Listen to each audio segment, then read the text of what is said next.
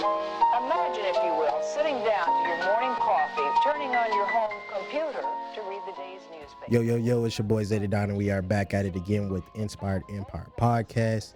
Today, we got one of my best friends, one of my Cancerian brothers, because it is cancer season here. Happy belated birthday, by the way. Thank you. Deshawn Cook, he is actually doing a financial service business right now. Tell us a little bit about that. So we are doing financial services for families and helping them get set up for their retirement. We do like retirement planning, annuities, and life insurance. So we've just been helping families get, information on those type of things so they can make better decisions for their financial futures. Okay, that's dope. So, I mean, what kind of inspired you to do that? Oh, for me, man, it's just a lot of places that I've seen growing up, they don't really teach communities about this stuff, especially like in the Black community. In my household, Right. we didn't really know these type of things and like how to protect our money, protect our assets, and make sure we don't run out of money. A lot of times people are living paycheck to paycheck, and the things we're teaching our clients is teaching them how to get out of that cycle, be able to make money, generate money, and keep that money in, generational wealth type stuff. So I feel you. that's definitely where it's coming from for me. I feel you. That's dope. So, I mean, are you originally from Utah or? Yes, sir. Born and raised. Oh, hell no. Yeah. I was glad with you.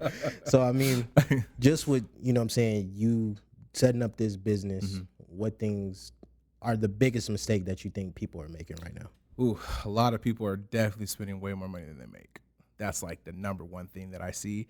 People are just swiping that card. You know what I mean? And they're not thinking about it, especially young people like us.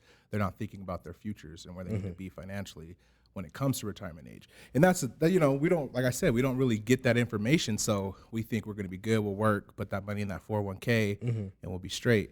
So they just spend everything else. So that's definitely the biggest thing that I see. And a lot of people are underprotected. Right. They don't have the type of coverage that they need to actually be okay. You know what I mean? So I feel you.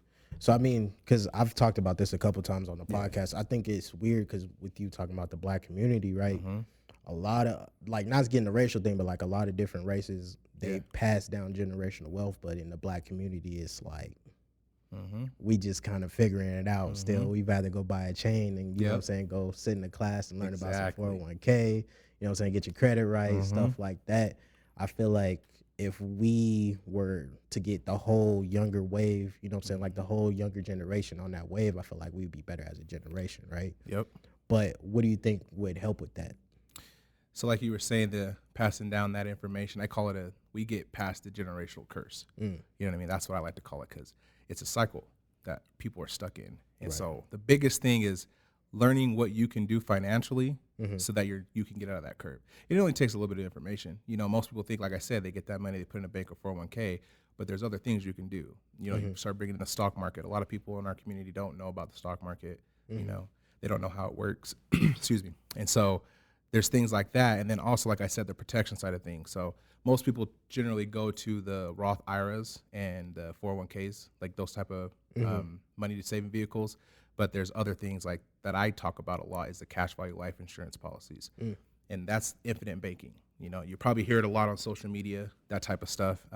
There's a lot of celebrities that use that. And it is definitely a good thing to have in your portfolio when you are building that, when you're building wealth. Right. Because like on social media, the two words I always hear is compound interest. So is that basically what that is? Yes, it definitely uses compound interest, and if you don't know what that is, you need to look it up. I'm still learning. Yeah. So yeah. Now with you doing this business, what was the process like? So we joined the business. My auntie from California is the one who actually brought it to me. She introduced to us, and we got mentorship from her, and a couple other people who are in the business as well. And so we just did the mentorship program. We learned all the information. They sat with us with clients. We got to watch them do the presentations and that type of stuff. And then from there, they start having you do the presentations, and then you start branding yourself, becoming your own business entity, and then you just hit the ground running. I feel you. So I mean, what does this like mean to you though? Like, what makes you passionate about this shit? Ooh, it's a lot that has to do with my family and my upbringing. So like for me, I grew up with a single mom. My dad was in and out of jail. He had other kids and everything like that. So it was pretty much just me and my mom growing up. And I watched her work 2 jobs to support me. You know, she also supports her siblings and helping with my grandmother and stuff like that. So we had a really tight family unit. You know what I mean? But it was just the women. The men weren't there. The only men that were there was the ones that they were bringing up. And so for me, watching her struggle to pay the bills and do the things she needed to do to take care of me, she didn't have time to learn information like this. Right. You know what I mean? And so for me, I definitely took that upon myself to not repeat, but try to break that cycle so that way I could have something better for my kids. Right. You know what I mean? And so I definitely want to make sure my kids have a legacy that they can look up to and see that their dad actually did something. You know what I mean? And, you know, something I can also help my family with at the same time so they don't keep staying in that loop. You know, I got people who my family who are way older than me coming to me asking me for advice. You know what I mean? And so that shows you just like the lack of information that they got. Right. You know, and a lot of it, people, like I said, they heavily rely on that 401k. People don't really understand like how that works. They see that number in that account and they think that's what they're going to get when they go to retirement, and it's not. Taxes are going to hit you hard. You know what I mean? And so it's just things like that where, you know, they didn't have that information. So I definitely want to bring that back home so my family can have something to work on. Right. That's dope, man. Because I've talked to a bunch of people about this shit at work because it's like all these other generations like of people like the Asians, Hispanic, stuff like that, they pass that shit down, They right? sure do. Or like, hate to bring it up, like the white man, they've been using this shit Oh, since yeah. like what, the 80s damn near. For a even long probably time. before that. So it's like for us to just now catch on this shit, I'm just like, damn, we've been getting robbed. Of this It's shit, crazy, right? bro. Like, so I mean, kind of tell me like about some stories that you've had through this process, like, because you just went to California, right? Yes, sir. So I've been to Vegas. We did a big convention out there in Vegas. It was crazy. That was like what really opened my eyes up to this business. It was that convention and getting to see all the different business owners and everybody who's doing this business. And like I said, we're independent contractors, right? So we come together to help each other grow. And so seeing that in person, it just put that reality in check for me. And I'm like, dang, this is something I really want to be a part of. And then we just did a retreat for the first level management within the business. That was in California. That was good, man. We got a lot of good information out of that. Definitely learn how to manage a team and grow the business and make it actually work for you. So you can get to the point where I don't have to be doing life insurance and selling policies and stuff like that. You know what I mean? The business will work for me. So that was really good. And then we got a couple of events coming up. We have one in August. We've done some in-person interviews in Salt Lake around, you know what I mean? So we definitely been working, man. We've been moving. It's been good. I feel you. So, and it's just you doing it, or you got a whole crew behind you? I have a team with me. So we're the first team in Utah. So they've been calling us Team Utah. It's Team been Utah. crazy, man. Yeah, they're definitely putting a lot of pressure on us, but it's good. And you know what I mean? It helps keeping us motivated and keep us that tunnel vision so we can keep growing. But I feel you. there's about, 20 people on my team now, and they're all working to grow their business. And you know what I mean? We're trying to open up an office out here so people can see this is legit. It's not not for fake play. shit. Yeah, you know what I mean? Like this I is feel real. you. This is a real business. And I feel you. I know we're young, but we got to do something. Right, You know what right. I mean? So I mean, and I'm understanding that your wife is like in partnership with you on this, right? Yes, sir. Yeah. So I mean, was there any push pull from her on her end to do it, or Not really. She was on the same lines as me when we first went to that convention. At first, we're kind of like, looking at it, listening to the information. I was like, it's good information, but I don't see myself presenting this to anybody. And then we went to that convention, and she was like, yo, no, we opened an office, we're doing this. And I'm like, bet. See, that's weird that you say that, because like, you know how like men like, hate to bring up the zodiac cancers, we gonna take a risk to make some money. Facts. That's just us. But like women in general, bro, like even my girl, she like, that's not smart. Yeah. Like, don't do it. Don't do it. Don't you get an LLC and open a business account. Don't do it. Like, you know what I'm saying? So that's cool that she did that, man. So like you guys are in partnership with this. What is the struggles that you guys have had since you started? A lot of the struggles is because we're dealing with our warm market, right? So this is people that we deal with, our close family, close friends, coworkers, that type of stuff. So that's who we deal with. We don't do closed market or cold market stuff. I don't plan on ever doing that, but if we get there, we get there. But a lot of it's warm market. So a lot of it is people knowing me personally, you know what I mean? Knowing that I worked for the government and I did this type of thing. And now I'm stepping into that financial space and they don't see me as that financial advisor. Right. You know what I mean? So it's a lot of pushback there.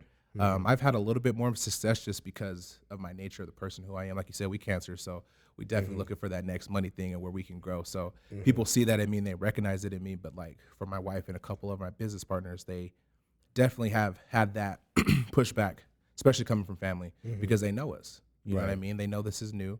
It's all new to them. They never heard this stuff, so they're looking at us crazy a little bit. But as they sit through it, we talk to them, we show them everything. We give them. I got my license now, so that helped a lot, having my license and getting contracted with the insurance companies and stuff like that. So after they've seen that, people are really starting to come in a little bit more. Invest into it. Yeah, because like it's hard to say because there's so many financial service like stuff out there. So like people like, oh, it's probably like one of them like weird motherfuckers that's just taking our money and just putting it somewhere. And they just promising us we're gonna get it, and by the end we like, where the hell's my money at? You know what I'm saying? So I can get that. But I mean, who's your mentor for you to get all this stuff? Like from the information? His name is Max Barnes. He's based out of California. He's been doing this business for 7 years. And then I also have my auntie, Marlena.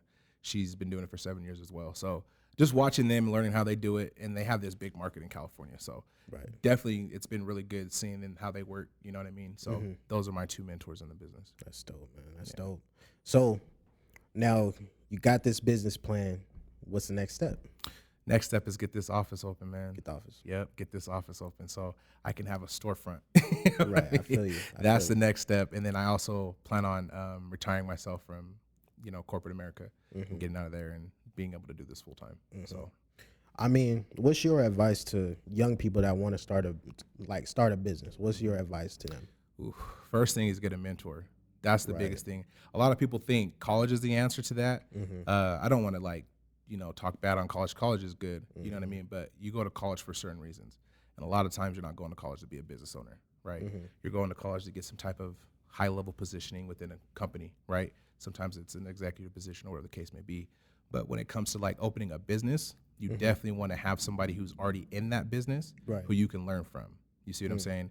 That's the best way for you to be able to get that information. There's different classes, people do seminars. Some people just know somebody, so that makes it easy. But if you don't know anybody, there's different outlets. So you have seminars, you know what I mean? Definitely want to look into the seminars. People take those for granted. I know some of them are hard to decipher if it's legit or, you know what I mean, some people messing around trying to take your money. But if you find the right thing and it's something you want to do, definitely get that mentor. Right. So I mean, you met up with Max, you got this, and then you guys are about to get this office. What do you guys have to do to get the office, though? So to get the office, we have to make sure we're generating a certain amount of income, right? Because it ain't free. You got to pay rent. You got to keep the lights on. So we definitely want to make sure we have a certain stream of money coming in. We got to have a certain amount of licensed agents because it's going to be a business. We got to be licensed, right? We got to have all that stuff. So we got to make sure my team underneath me is licensed 100%. I have people who just barely passed their test and are, finishing up that part of it to get their license. So once all that stuff's completed and we have that growth, you know what I mean, and people are actually taking us seriously, that's when we can actually go in, find a lease, find a place we want to do, and get in there and, take off. I feel you. So, I mean, how much time does this take, though? Because you work still. Yeah. It honestly depends on you. Right. So what you can commit to your business. For me, it's taking a little bit longer for me because I still work a full-time job, so I can only dedicate 6 to 8 hours a day, and that's like when I'm not tired. But I'm going 24/7, you know what I mean? So, but for people who are like stay-at-home moms or somebody who's only working part-time or something like that, you can go a lot faster. It only takes about 90 days to be able to get your license, become contracted, and start actually doing the business. Right. So, and that's with training and everything. So I mean, how's owning the business? Because you got 2 kids. How's owning the business, having your family, you got to go to work. Like, how is that exactly? Ooh, it's stressful, bro. But it's good. It's the good stress. You know what I mean? Like, I am tired, bro. Like, I be up late doing appointments. I have meetings I got to go to. Plus, I got to be up at 4 o'clock in the morning to go to my government job. So it's definitely stressful. And then trying to find that in between time to be a dad and a husband, there's only so many hours in a day. Right. So it's definitely been a challenge, but I feel like we're making it work. My kids are really taking on to it, and they see, you know what I mean? They know dad and mom are doing this, and they're like, okay, well, do you guys got meetings today? If not, can we do X, Y, Z or whatever? You know what I mean? So we're still get that planning and figuring out time with them, but it's been a lot. It's been a lot. Yeah. I mean, because I'm just like, shit, if I got a podcast and I be stressed out just with a podcast, and I'm like, I don't know how you doing all that shit. Bro, I just got to keep going. Bro, That after television, I'm work? telling you. I'm Yeah. trying to tell you, after work, I'm like, I'm going to just lay down for 2 hours. I got to go do this podcast. Yep. Because even now, I'm like, shit, I had to drink 2 energy drinks on the way here. I'm like, oh, hell no. That was me Like, last night, bro. I've been Yeah. slamming that coffee. I'll tell you what, I've been taking that coffee. But I mean, you find time for the things that are important. You know what I mean? I mean, So- it's all worth it in the end, though, because, like, it's your end goal. Like you said, it's for Exactly. your kids, it's for your future, right? Yep. So, I mean, we going to get down to the nitty gritty. I mean, so tell me, because I know you say you grew up with your mom and stuff like Yep. that, right? Yep. And your dad wasn't there. I mean, what type of effect did that have on you? It was a lot. I wouldn't say it impacted me negatively. Right. You know, obviously it has its downside to it, but Mhm. for me as a person, I always wanted to get out of that cycle. You know what I mean? I didn't want to be the things that I seen growing up. So that's where I took a negative and made it a positive. Right. You know what I mean? Like I wanted to be a good dad. I wanted to be there for my kids. I didn't want them to have to go through the things that I went through. And I'm not saying my mom did a bad job raising me. She did a good job raising me. Right. Obviously, you know what I mean? I don't have no criminal record, none of that. Right. And so she definitely did a good job raising me, but it's hard being a single parent, you know? And I know she struggled. I know there was hard nights, you know what I mean? There was nights where we didn't have nothing to eat, you know what I mean? Power bills, you know, getting turned off, water getting turned off, you know what I mean? Gotta boil the hot Exactly. water. Pop Yeah. that stove open to warm up the house, you know what I mean? So like I've been through it. I didn't have an easy life, and it was hard, man. It was real hard, but we made it through.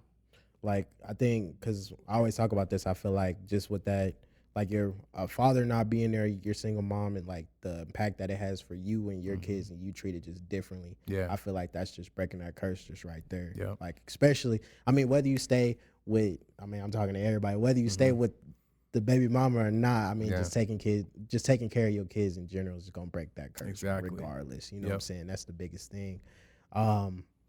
One thing I did want to bring up is like with you, you know what I'm saying, gaining this financial growth, like, did you ever feel like it was like, this shit ain't gonna work?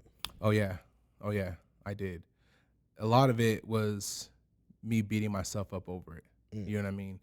And it has to do with that the way people were viewing me. You know what I mean? Like he don't really know, he's young. You know what I mean? He don't have a lot of life experience. So yeah, it hurt, man. Like there's a lot of people that I expected to, you know, come through and support and help me through this journey, and they didn't show up. But I don't have I'm not mad at them or have a grudge towards them or anything like that. You know what I mean? Like it is what it is. It's not for everybody. Right. You see what I'm saying? But yeah, it's hard, man. Because you expecting people to be there for you. Yeah. Especially when you did nothing but support them. Exactly. You know what I mean? So it's Yeah. like it hurts, but you Yeah. just keep your head up and keep going. Yeah, that's one thing, like, I'm learning with business, because like everybody claim they fuck with you, right? But then once, you know what I'm saying, hey, can you share this? Yep. You got to beg somebody to share your Yeah. shit. It's kind of crazy. You know what I'm Yeah. saying? You're like, Yep. goddamn, we cousin. We was in the sandbox together. Like, Exactly. goddamn. Like, you can't even share a You was wearing podcast? my clothes not too Like, long ago, but now you don't want to goddamn. share my stuff. Like, you stole For my real. shoes and everything. Like, Exactly. You know what I'm saying? It's kind of weird how that plays an effect, because you swear, like, people always want something from you, but when it's time for you to get something in return, you don't get it back. Yep. I had to learn at a really young age not to expect nothing from anybody. You know what I mean? And that's not something kids are supposed to realize at a young age. You know what I mean? Maybe when you in college or something like that reality check happens. But for me, it happened at a really young age. And to this day, I still don't expect anything. You know what I mean? If somebody does something for me, that shows a lot. You know what I mean? Like it means more to me than it would the average person, because I don't expect nothing from nobody. And so I kind of had that same mindset going into the business, and I feel like that's one of the things that's helped me go through it is because I don't. You know what I mean? So when somebody tells me no, I'm just like, cool. Right. You know what I mean? Versus other people, they get told no, and they're like, Oh, hell why is no. this happening? You know what I mean? Yeah, you know what I'm saying? Because like, even when, because I mean, shit, it ain't gonna be the first time you told me, right? Exactly. But like, just it's them bumps in the road that make you just stronger in the process. You feel me? Like, hell, with the podcast, we be going through it. I be like, God damn, like, why is it? Like, I be going off, but at the same time, I'm like, man, if it wasn't for like none of that shit happening, I probably wouldn't know how to, you know what I'm saying, get through half of this shit. Exactly. Even if I do feel like giving up, I'm like, man, fuck, I don't know why I'm doing this shit. I'm wasting my time. I could be with my son right now. But I'm like, shit, it's for him, you know what I'm saying? This is for his future. This is for me. I enjoy doing this shit. Yep. So it's just to better yourself at the end of the day. Exactly. That's all it is, man. That's all it is. Right, right. So I feel like with you doing the business, you got your team with you, right? What type of conversations are you guys having on the daily? Because like even me, I'm like, I remember when you did bring it to me, I'm like, how the fuck am I gonna sell this? Yeah, like, I don't know, man. I don't know, like, because I was like, I got the podcast. If I didn't have a podcast, I would do it, right? Yeah. I'm like, what type of doubts are on your team's minds? Like, it's hard because a lot of people, they get told no, and then that doubt kicks in. Right. I can't do this. You know what I mean? Nobody's listening to me. A lot of people on my team are young. They're younger than me. You know what I mean? I just turned 28. So a lot of people are like 22, 24, 25. So they're real young. So when they're bringing it to people in their family that are older than them, you know what I mean? Like, they're looking at them like, man, you talking about? You still wet behind the ears. Right, exactly. So you don't know what you're talking about. So a lot of the stuff that we go through, we do weekly meetings. You know, a lot of it's motivational. And then a lot of it is kind of geared towards sharing the experiences so they know what to say and how to say it. You know what I mean? Because that's pretty much all it is. A lot of this stuff, like, I know it's sales, but it's not really sales. So when you have that mindset of sales and like, oh, I'm going to say you this, that's when people are like, yo, chill. I don't want nothing to do with they that. don't want to be sold. You know what I mean? It's more about this information. You know, I want you to hear this information because that's what we're doing. You know what I mean? We're sharing that information so the clients will be able to make an educated decision for themselves, right? So having that switch in mentality is what's really good for people. So that's what we do a lot. Right. You know, just the prep talk, you know what I mean? Making sure they know what to do, what to say, how to handle it. And the biggest thing is how to handle no. Because a lot of people don't know how to handle that word no. It's crazy. It's crazy how a lot of people don't like that word. And so they just shut down when they hear it. So keeping your spirits up is the biggest thing that we do. I feel you. So you being 28, I mean, you guys just got your brand new home, right? Brand new home. But you got like 4 dogs. Ooh, 3. 3 dogs. I ain't 3 got big 4 old dogs. dogs, right? Got no 4 dogs. So like just being a homeowner right now, because like I've always wondered about this, because I don't have my own home. I'm in the bottom basement, right? Yeah. What is the biggest mistake you see in people making right now? The biggest mistake people do when they go to buy a house is they spend more than what they make. I'm telling you, bro. That is the biggest thing. Yeah, people get, because you'll get approved for a fat number, right? Some people get approved for $550,000, $600,000, and they looking for a $600,000 house, but they don't understand the banks give you that number because that's on the max end of your budget, right? So people get into these houses where they're paying mortgages that are, you know, $3,000, $4,000 a month, and they're like, well, why is my mortgage so high? Because it's interest. Inflation and push that interest rate through the roof right now. And so like that was the biggest thing that I was definitely trying to avoid at the beginning of this year when I bought my house, because I wasn't finna have no 7% interest rate. I made sure of that.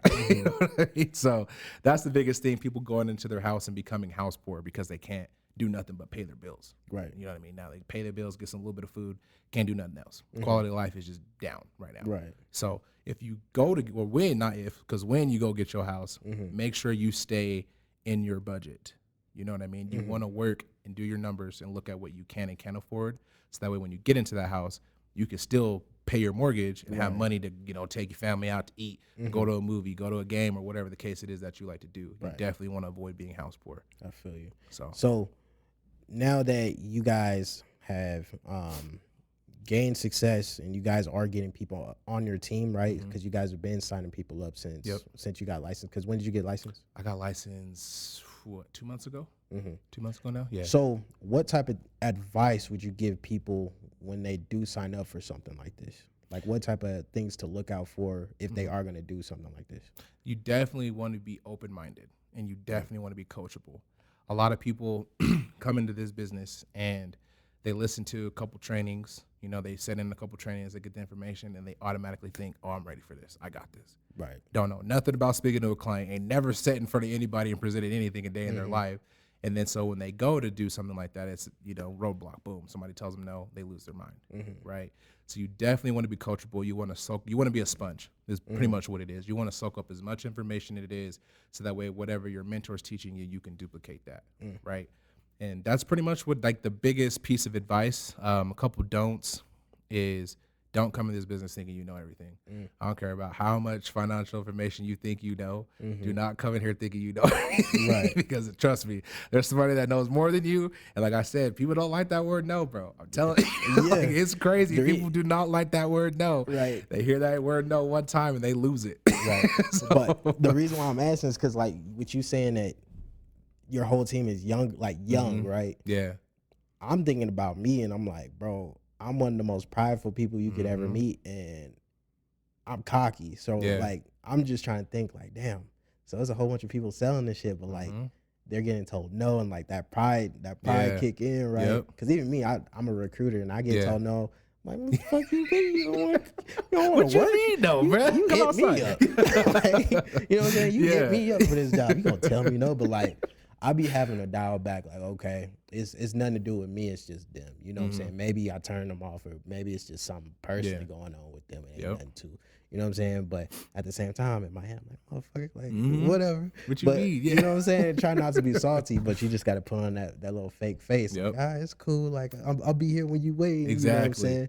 But they really do be coming back. You know what I'm saying? There it is. That's what I was about to say. It's not no forever. It's just no for right now. Yeah. You don't know what that person got going on financially. You know what I mean? They may have something really big prohibit them from doing anything right now, and they just don't want to say that because they know you personally. Right. You know what I mean? People like to be viewed at a high standing, so anything that they could do to make them look low, they're gonna avoid that. You know what I mean? So they just say no for right now, but bet when they pay that off or they take care of what they got to take care of, who you think the first person is they're gonna call? You. Exactly. Exactly. Especially with black people, bro. Like, finances with black people, we just like real skeptical. Bro. Like, we just like, what you mean you gonna take my money for how many months and you gonna double it? How? My grandpa used to keep his money in an envelope in his glove box. They don't trust banks. They don't want to trust no banks. He was like, I gotta keep it away from everybody. Literally. Literally shoebox money. Like, it's just it's crazy. It's crazy. Annoying. So I mean, with you being so young and, you know what I'm saying, and you being promoted, being a field director damn near, I mean, do you feel like there's a type of pressure on your shoulders when you're doing this? Oh, yeah. I definitely have pressure on both sides of the business. We have people who've been doing this business for a long time that I talked about a little bit. They're looking at us and seeing what numbers we produce and how we're working, you know, just seeing our work ethic. Then I also have the pressure of my team because they're looking at me to see where I step so they can follow those steps. Right. You see what I'm saying? So I got pressures from both sides. It's been crazy, but you know what they say about pressure makes diamonds. Right. So we're going to get there. Right. So, I mean, because you're young and like you said, these people that you're doing business with, like when you guys go to these conventions, they're older than you, right? What's like a gem that you've been told that's kind of just stuck with you? Because, you know, older people they come with them gems. Like, they hit you with something crazy like, damn. Let me think about that's a good question. They be saying a lot. There was one lady in the business, and she had this saying that she said, what did she say? I'm trying to remember. I have it written down in my notebook too. She said it's not about a lack of purpose in life. It's about a lack of it's not about a lack of happiness. It's about a lack of purpose, right? So when you have a purpose in life and something that you're working towards, that's when you gain true happiness. Right. But a lot of people don't have nothing they're working for. They're just doing it. They just get up every day and do whatever they want to do, and then they wonder why they're depressed about something. So they don't got nothing they're working for. They ain't got no goals or none of that. And that's one thing that the upper leaders always tell us is set those goals, right? You always want to have goals because if you have nothing you're working towards, what are you doing? Right. So those are the two biggest takeaways is making sure you have purpose and making sure you're setting goals. So that's what we've been doing. So, I mean, overall, what's your goal? My goal is to get that office open. As soon as I get that office open, and then retire me and my wife from our job so we don't have to work at corporate America no more. What time? So what age y'all think y'all going to be able to retire? I'm trying to do it next year. Next year? No. Like, actually retire, I want to do it before I'm 65. I want to be somewhere in my 50s. If I even retire, I feel like I'm going to be one of the people that have enough money but keep working because I'd be bored, bro. See, like, you know, because my job, right? So I'm a recruiter at my job. And at first I was like, damn, I'm going to management. You know what I'm saying? Like, yeah, I'm going to be a leader. Then I just like, over the weekend for some reason, I'm like, I don't want to do this shit. Like, I don't know what it was that just kicked in me. I'm like, I don't even want to do this. And it's just more like how you said the purpose thing, right? I don't see myself working. I'm like, I would like to do this, you know what I'm saying? Full time. I mean, hell, I met with somebody and, you know what I'm saying, he told me how I should do the podcast and stuff like that. But the cancer in me was just like, you can't tell me I can't do something. Exactly. I'm going to fucking do it this way. So, like, my boss was straight up like, so now you want to be a manager? I was like, I changed my mind. I don't want to be in fucking management.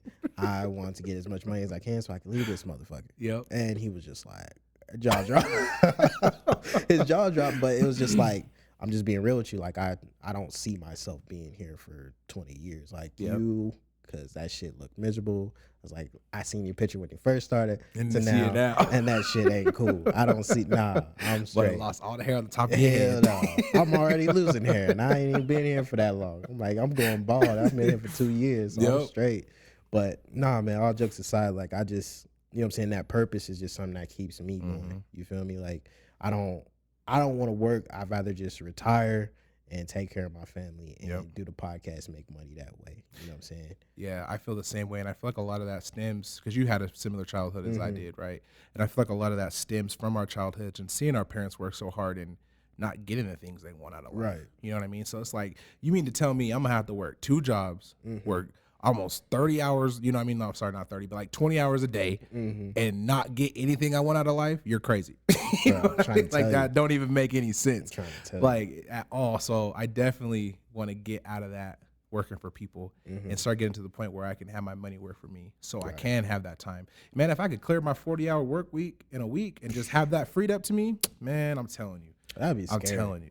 But you gotta have money to do that, because if you just sitting there saying. doing nothing, just staring at the wall, then Yeah, but see, that's the thing. That's where you gotta have them goals and that purpose. Yeah, You see what I'm saying? Because it keeps that tunnel that's vision. true. Because I was thinking about that. I'm like, damn, if I wasn't working, what the hell am I gonna do? Yeah. That's why I'm like, I'm gonna have to get like different businesses and a whole bunch of different, because I'm not watching the kids. When the girls at work, I'll tell you that right We now. leave it out to the watch. I think I'm going bald now. Goddamn. I mean, like, so my biggest thing is like, now I'm starting to put money away. I'm starting to learn. I got my own, you know what I'm saying, LLC. Yep. I'm trying to apply for business credit as we speak, and then hell, just figure it out. I'm just like, Jesus, take the wheel. My girl just sitting there like, don't do it. Nah, she don't see. Don't do it. I'm just like, bye. I'm gone. Like, it's happening. You know what I'm saying? So, Man, if you don't take those risks, you're not gonna grow. somebody got to You see what I'm saying? Exactly. You got to grow, and part of growing is taking risk. Yeah. You definitely want to take the risk while you're young. You want to be 55 years old talking about, hey, I'm finna start this business.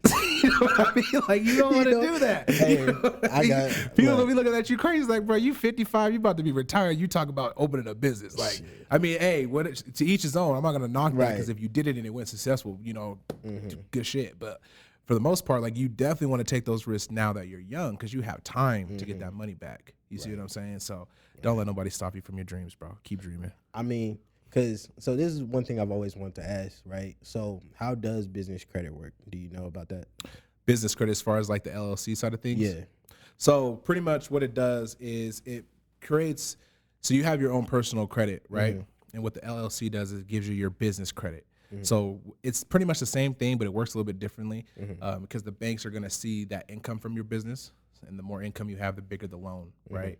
And so that's pretty much like the basis to it. It goes a lot deeper to that as far as like the limitations and possibilities of what you can do with it. Right. A lot of people take their LLCs and they use that to fund their other businesses. So they're borrowing money to make their dreams. So they'll take their LLC, let's say like your podcast, it's LLC, right? You get a certain amount of income off of that every single month. You take that statement to the bank. Hey, I'm making $200,000 a year or $400,000 a year off of this. I need a loan for X amount of money, right? You take that money and then use that money to open another business. And then you put that business in LLC, right? So those are the different type of things you can do with the credit on it, and then all your businesses are protected. So then if anything happens, nobody can come after you, right? Because it's all protected under that LLC. So there's a lot of stuff that you can do with it. I'm trying to do that same thing, but with real estate, right? So same scheme, right? Or not scheme, the same process. You want to take the money, the equity you're getting off your house, use that to fund the next house, and just use that to fund the next house. That's what's called good debt, right? Bad debt's when you go get a $5,000 loan to buy some Jordans, and then you can't pay it back. So that's pretty much what it is. And that's what we be doing. That's the thing. Like, that's what they be doing in the black community. Exactly. How important is credit, just as far as, I mean, we know how like, as far as just personal life, we know how important it is, right? Yeah. Some people don't But Oh yeah. as You'd be far as just surprised. business, how do you feel like credit is viewed as far as business? What do you mean, like as far as like how people view you? Just the importance of it. It's pretty important because if you don't have credit, that means all the funding is going to come out of your own pocket, right? And you definitely want to use other people. So that's the name of the game. The name of the game is who's indebted to who, right? You definitely want to get to a point where you're using other people's money to gain you money. You're either using your time for money or you're using money for money, right? Without credit, you can't get no money. Right. Ain't nobody gonna give you no money if you don't have credit. Exactly. You know what I mean? So you definitely want to make sure you're having good credit in all the things you're doing. And eventually you get to the point where the bank's gonna start calling you. Hey, we just came into X amount of money. You want to get a loan. You got some business you're trying to fund or whatever the case may be. There's people that are doing that all the time because they use high credit with the banks, right? Under their LLC or personal, however they're doing it. And the banks are calling them to give them money for their next investment. They ain't even got to call the bank. So you definitely want to make sure you have good credit standing in anything you do, personal or business-wise. I feel you. So when you guys get this building, y'all gonna throw a party in it? Like what are y'all gonna do? Y'all doing the ribbon? Y'all gonna cut ribbons? What y'all about to do? We definitely gonna do the ribbon cutting. We'll probably do like a little welcoming party the first day and get everybody in there. It's gonna be the spot where we're visual because right now all the work is out of our house in Zoom. Right, we go do lunch dates and stuff like that with clients, or meet with them at their house. But majority of it's on Zoom, and so having this office, it'll be a spot for people to actually see it in person, right? To know this is real, and so that's kind of more what it is, that personal touch aspect to it. But yeah, we definitely gonna do the ribbon cutting. We're gonna do a little turn up for it, like a little welcoming party. So it'll be good. So I mean, with y'all getting that building, though, do y'all got to get in good? Because like, I just had this conversation with the dude just about a meeting with the podcast. As far as building wise, y'all got to get it good with the Mormon church. Not that I'm aware of. No, not that I'm aware of. No. So y'all just gonna rent out a building? Y'all not gonna build nothing? We'll get a commercial space and rent it out that way. Okay, cool. So I mean, on a race scale, because I've always been curious about this too. Like on a race scale, what is your ratio like African American and white clients? Like right now, I'm more on the African side because it's my market, right? I'm dealing with my family members, the people that I know personally, and then the people who aren't African American are like my friends side of things. You know what I mean? Like the coworkers, ex-coworkers, that type of stuff. But majority of my market has been African Americans, my black family. You know what I mean? So. And I mean, what's your success rate? Just like when you go to their house. That's why I'm asking, because I'm like, oh, now, what's the success rate? Hey, I got 100% success rate. I only do business with the people that want to do business with me. Right. Because I'm like, now, how many houses are you knocking on to do this shit? So typically one client is 3 meetings. They're about an hour each. Right. So about 3 hours per client. Now, depending on what the status is of their financial situation, right? If they got a large amount of money they want to protect, if they just want to do a policy where they're funding money into their policy, it depends, right? So you could meet with a client 4 times, right? It just depends on their financial situation, what they have, and what you're trying to accomplish for that client, right? I've only had 2 or 3 clients that I had to meet with more than 3 times. The majority of them are 3 times, and we good. They straight. Yeah. Pretty straightforward, man. Okay. So they trust you. They trust you for sure. Because I'd be like, Like, something don't look right. It don't seem right with this right now. Yeah.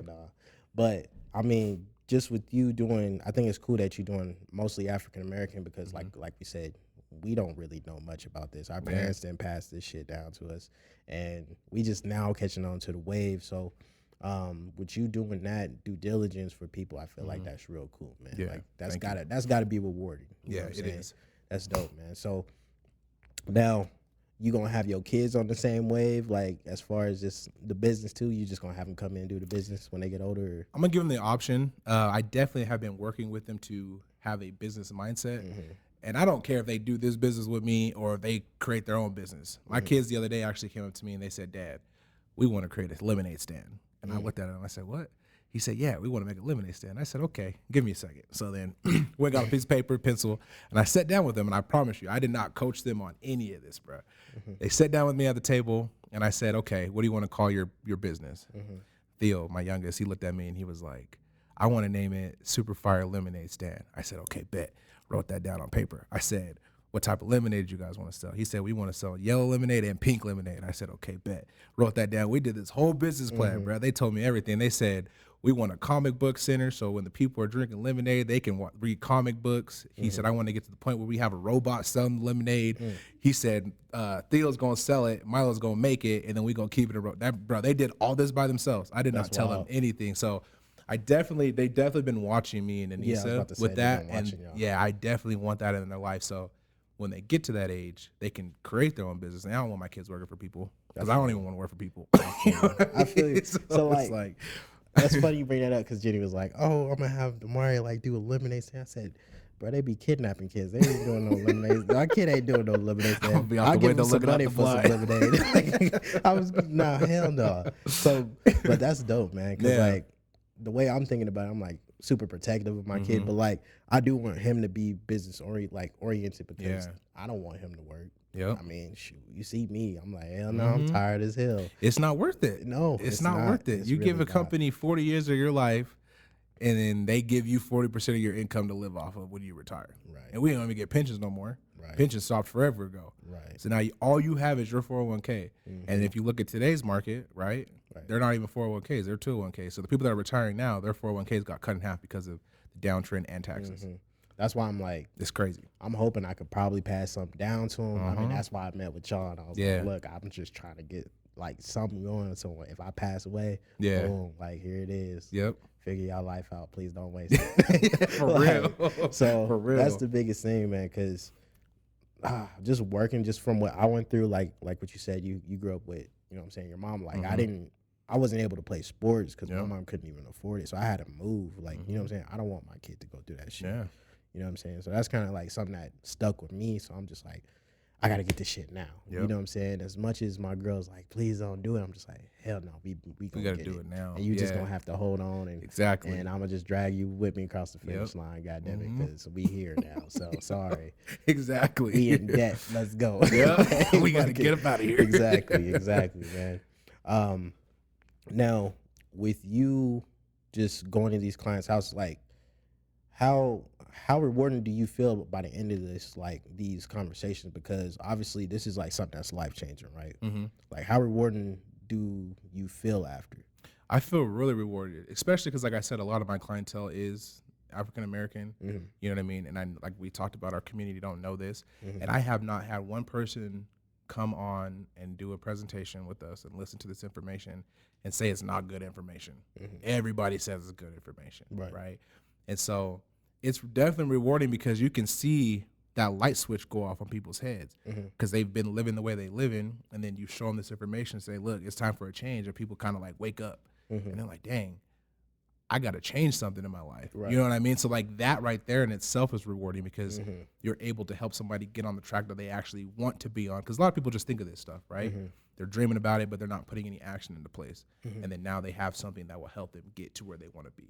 So it's definitely rewarding to see, for sure, especially like helping people out with kids. That's like where it really gets to me because people don't know this information. So when they pass away, their kids are paying for taxes for when they die. They're paying for their whole funeral. Funerals in today's age is crazy, right?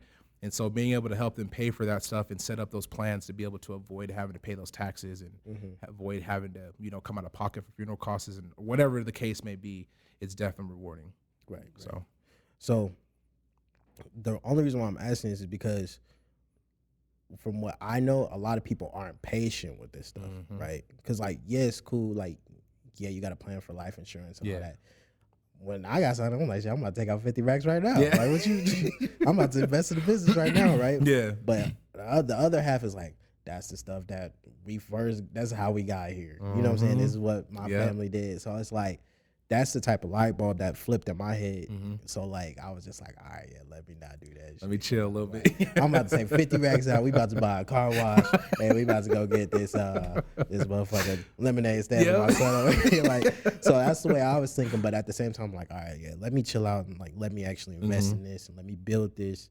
You know what I'm saying? Because if I just go ahead and fuck this shit up, and I'm gonna have to just pay out of pocket for it, I'll be bad as hell. You know what I'm saying? But like, you haven't had nobody make that mistake yet, right? Not yet. No. Okay. Everybody's been getting their policies and letting them grow. I do have one client who his situation is a little different than like how you did yours, because you did a policy that's funding the cash value, right, to grow. Yeah. He did an annuity. So there's a difference between a life insurance cash value account and an annuity. And all this stuff is protected under IRS code 7702A. So everything's legal. You can look it up, check it out, right? You've already seen everything. So, but with his account, he took his whole 401k and rolled it over into an annuity. And he's at 59.5. Once you're 59.5, you're able to access that money, right? So his plan is to put the money in the account, and then when he retires in the next couple of years, he's going to start taking money out. So there's different plans, right? Everything's different. No plan is the same for each person. It's not cookie cutter. You know what I mean? It's all individually driven. We'd make the plan with you. We sit down with you and do everything for you. But a lot of people, they think like that, right? Where they go get this plan and they're like, oh, I'm finna go ball out. I'm finna go buy bids. I'm gonna do X, Y, Z. It's not smart. You let that account grow, and then like Walt Disney. A lot of people don't know this, but Walt Disney has he had a life insurance plan, right? And when he was trying to open up Disneyland, he couldn't get no loan out the bank. Nobody would give him any money. Hard money lenders told him no. Nobody was giving him money. So then he took $100,000 out of his account, out of his life insurance account, and used that to fund Disneyland. And you see how much is Disneyland nowadays? Stupid. Billions of dollars. Stupid. Billions So of he did that. There's a lot of celebrities who are actually coming out and speaking about this stuff too. And so Waka Flocka does it. He has a policy as well. But he's funding his differently because he got millions. So he's throwing millions in there, borrowing against that, and then putting it back. It's called infinite baking. So there's definitely, once you get to that point, you'll definitely be able to start doing that with the growth of your account. Because like once you take money out, don't you got to pay it back? Yes, so you can pay it back, or you could take it out as a loan, and then if you don't pay it back, when you pass away, they just take it out of your death benefit. That's crazy. So that's foul. Disrespect.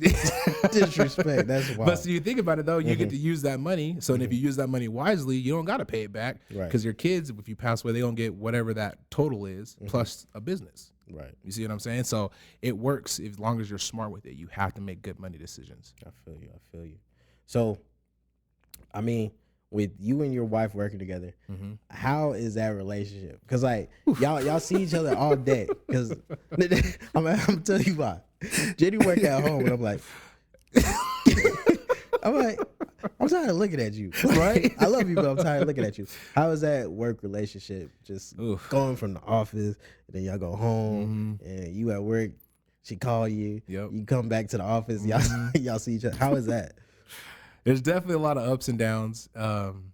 Everybody that's around me, and I'm pretty sure you heard it too, they like to say I have only child syndrome. And so me too. I got it. I got it bad. Leave me the hell alone. Exactly. Give me my space. You always right. You always got to be right. It's damn right. Being right. You just wrong. Exactly. Exactly. So, there's a lot of that goes on, but I think we're good, man. We make it work for sure because we both got a goal that we're working towards, and we're both hard headed and stubborn, and we're not gonna let nothing get in between of that. So it's working out for itself. And then if we get sick of each other, we just go to the other space in the house. I'm like, I'm taking this interview. You go over there. And then she'll come back in the room, and I'm like, God, what did I just tell you? Just leave. Leave the house. Just go. So, but it's been good, though. Like I said, there is definitely up and downs, especially when you're working in the same room, close knit. So, you know what I mean? For so many hours out of the day, but we get through it. I feel you. Y'all better than me. I give y'all my credit because I be like, leave me the hell alone. Everybody leave the house. Right? Yeah, everybody. Even my son, like, look, when I work from home, everybody leave. You go to daycare. You figure out something to do with yourself. I don't even want to look at you. You're breathing too much. Hear you breathe. Nothing. That shit crazy, man. That's dope that y'all doing that because, like, most couples, man, like I said, it's that push-pull, but for y'all to stick together and, you know what I'm saying, come together with a plan, it's dope. Especially since I've known y'all for a minute since the front gate apartments. Yeah, y'all done came a long way. A long way. Big facts, for man. real, Big man. facts. That's dope. That's dope, bro. I mean, so, like, speaking about your mom, man, how does she feel about this whole thing? My mom actually joined the business. You lying. I swear to God. She your employee? She's not mine. I don't have employees. Oh, We're okay. all business owners. You see what I'm saying? She a part of your team. She's part of my team. Yeah, she's part of Team Utah. So her and her husband, or fiance, soon to be husband, they're working on branding themselves and doing the business with us as well. And so yeah, she joined the business. She heard the information and she was like, "Look, you believe in this. I see the determination in you." And she's like, "I know this information is good. I sat through it." And she came on and joined the business, man. And she's been working with her group and her network and doing her thing. So That's dope. yeah, she's doing it with That's me. dope. That means you gonna have that push pull with your mom too. Oh yeah, bro. They told us the other day we had a meeting and they was like, "We know that's your son." Yeah. Yeah. I They had can't to give us listen. that prep talk. I can't But it's imagine. like me and my mom, man, we work good in that area. Yeah. We never had to worry about that because it's always just been me and her. You know what I mean? So I feel we you. definitely have that bond to where we can communicate with each other on a good, on a good standing. And if we are getting sick of each other or whatever, we don't argue, but we know. So we're like, okay, I'm gonna give you a minute. I'm gonna give you a minute, whatever the case may be. So we definitely work good together. Plus, we worked at other companies together. She was my boss. Oh or yeah, that's whatever right. the case may You be. guys So did. I remember that. yeah. That's crazy. Like, cause if I were my mom, we'd be fighting. We be ready to fight each other. Like, oh no, you about to tell me what to do? You at gonna my have to own quit. job. You gonna have to quit in front today. of my friends. Put your paperwork in. Hell no, you ain't doing that to me. But that's dope, man. So you got the family involved, setting everybody up. That's cool, man. Like, I feel like that's just the possibilities is pretty much endless for you sir. at that point. If you got family support, your friends is behind you. You know what I'm saying? And it seems like when you go to these conventions, you got the whole team behind you. Oh yeah, it's crazy. You know what I'm saying? Because for them to, this is one thing we just brought up. Like, a lot of black people don't know Utah even like exists. They don't even know it's a lot of black people here. Yeah. So you might as well just have a convention here, bro, and bring them. That's on what here. I'm saying. You Huh? might as well. Man, we went to that first convention. They said, "Where are you guys from?" We said Utah. They said Utah. Is there black? Yeah. They said, How "You many from wives Utah?" you got? Like, bro, I what don't do know y'all you do talking out there? about. What's to do? And I'm like, man, ain't nothing but mountains and trees. Yep. Mind your business. That's just what all you can do here. Mind your business. But and it's definitely a go hike. reaction that we get when we tell people we're from Utah, and then they be like, "How old are you?" We tell them like, "Man, y'all so young," but then they see the determination in us, and so they're like, "Oh man, y'all gonna do good." You know But what I I mean? feel like with us being out here too, though, like with it being a different dynamic of people, just not African American people. Yeah. You know what I'm saying? With us seeing white people, Hispanics, and there's money here, so we ain't dumb. We ain't just sitting around not noticing these cars around, these houses. You know what I'm saying? Facts. These people walking around these nice ass clothes on. Like, you can see it in front of you, so you like, damn, I want to get that shit too. Like, you know what I'm saying?